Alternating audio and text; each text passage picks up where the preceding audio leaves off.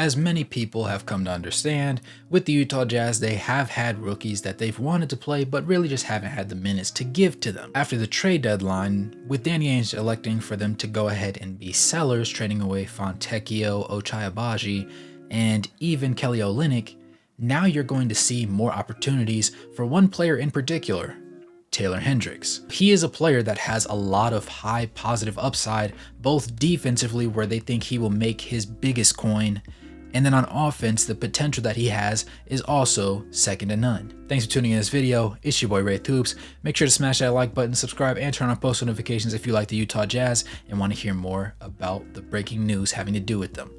With that being said, let's go ahead and get into this one. Overall, Taylor Hendricks has played in 14 regular season games for the Utah Jazz official roster because he has been a part of the SLC Stars G League team that is affiliated with the Utah Jazz organization.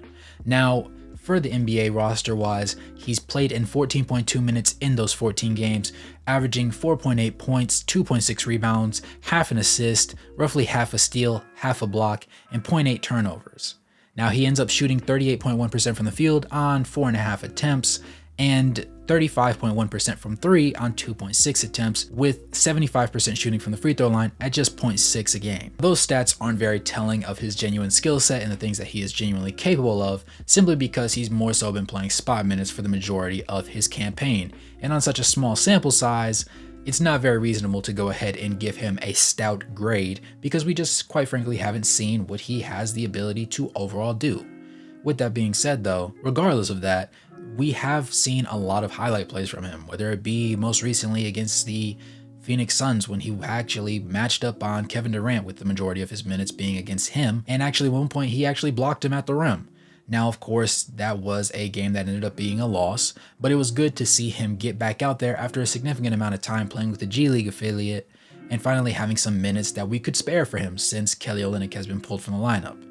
Admittedly, John Collins is still there, so it kind of clogs things up just a little bit, but at the same time, it's just going to be good to be able to have him in the rotation now. Though fan favorites are gone, I think a new one has really stepped onto the scene, and Taylor Hendricks has a lot of high upside. At roughly 6'9" and 215 pounds and only the age of 20, he has a lot of room for growth and a lot of room for potential.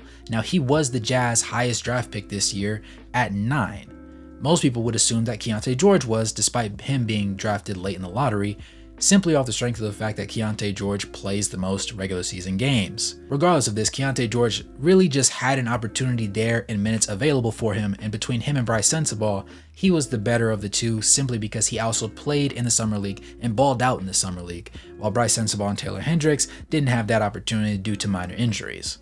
Fast forward to the preseason, Keyonte George continues to ball out, and then in the regular season, while inefficient and kind of lackluster on defense, he has shown really quick sparks of who he could potentially be. For Taylor Hendricks in the G League, he's averaging 14.7 points, 6.2 rebounds, 1.3 assists. Now, he achieves this while shooting roughly 45% from the field and 35% from deep. Admittedly, those aren't extremely high numbers for a player of his caliber and somebody that's expected to be as good as he potentially could be, but at the same time, those are also by no means poor numbers. Understanding this, Bryce Sensabaugh has really taken the cake alongside Johnny Ujang as he has been on a two-way contract. Bryce Sensabaugh has been scoring a lot, but his defense has been a bit lackluster.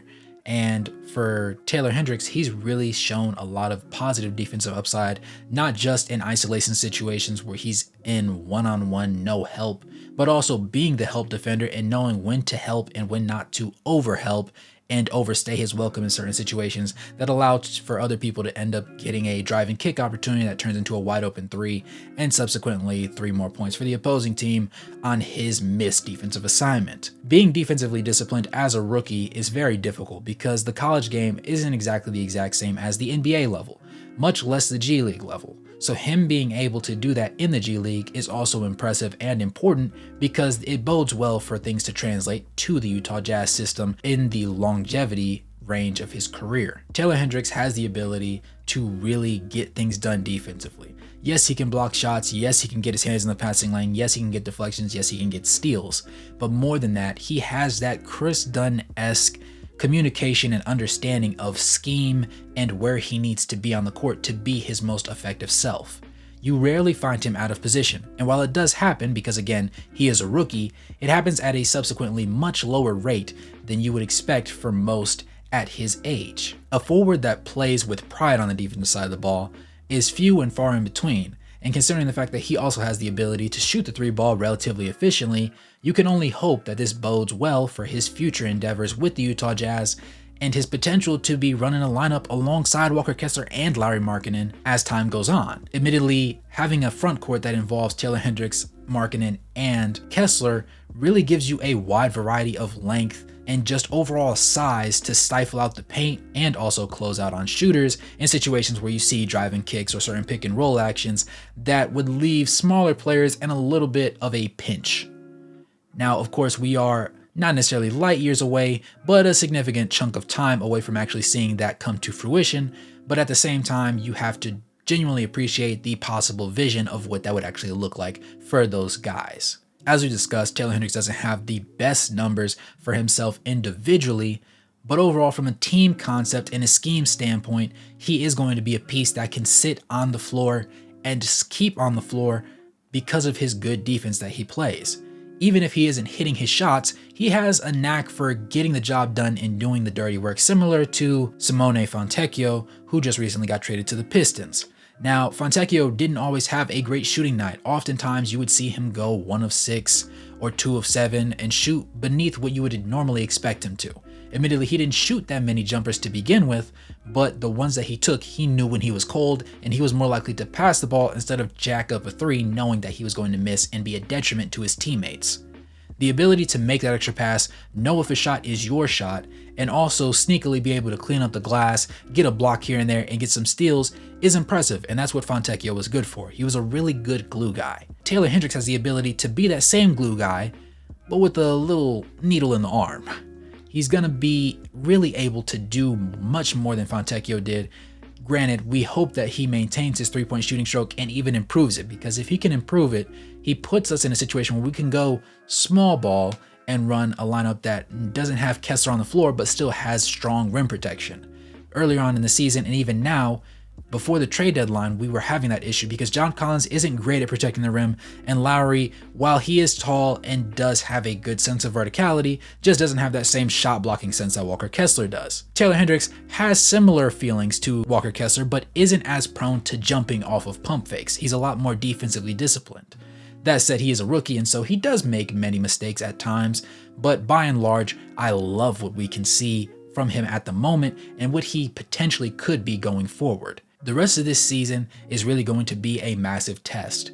We've effectively foregone the possibility of being a genuine playoff team this year and middling in success in favor of playing the rookies and giving them more burn and just trying to push the boundaries that the pieces that we have left on the roster can potentially reach for heights as far as their careers are concerned, and then also eventually reaching a point where we have the depth necessary to make a genuine contender team and a run at the chip. I personally believe that this is looking like a 3-year window, and if we see 3 years from now that things aren't going according to plan, then something might need to genuinely be changed. But for now, Danny Ainge has a very good resume as far as building playoff teams, and while he doesn't have the most championship success, he has been known to build positive contenders. So he is deserving of some merit in that regard. Nevertheless, I believe that Taylor Hendricks has the ability to really take strides. I don't know really what his ceiling could potentially be. I need to see more of him on the Utah Jazz floor because, again, playing against NBA teams with genuine superstars is different from playing with the SLC Stars in the G League. The matchup between him and Kevin Durant told me a lot, and while Kevin Durant was doing him a little bit greasy at times, Taylor also stood his ground and refused to fold under the pressure. That is the kind of thing that you want from a rookie. You want him to take pride on defense, and if he has the ability to have so much great upside, you want to see him exercise his boundaries and at the very least try to impose his will on that side of the floor. I think that Taylor Hendricks has similar defensive upside to Walker Kessler, though he is a little bit rangier and quicker on his feet, which bodes well for perimeter defense on his part. I also think that sneakily on offense, if he can get down his handle a little bit better and reach a point where he's borderline John Collins with his handle or a little bit better, he could turn into a piece that we quite possibly haven't had on the Utah Jazz roster maybe ever. I'm not going to say that he has a ceiling of a Kawhi Leonard, but I'm also not going to say that that's impossible for him at this stage. Again, he is a rookie, and we haven't seen enough of him to genuinely tell exactly what character from the past or the present he has a game like. With that being said, you guys let me know what you think in the comments below. As always, it's your boy Wraith Hoops. Make sure to smash that like button, subscribe, and turn on post notifications for more Utah Jazz drama and action. And as always, good morning, good evening, good night. No matter where you're on the globe watching, thanks for tuning in. I'll catch you guys in the next one. Peace.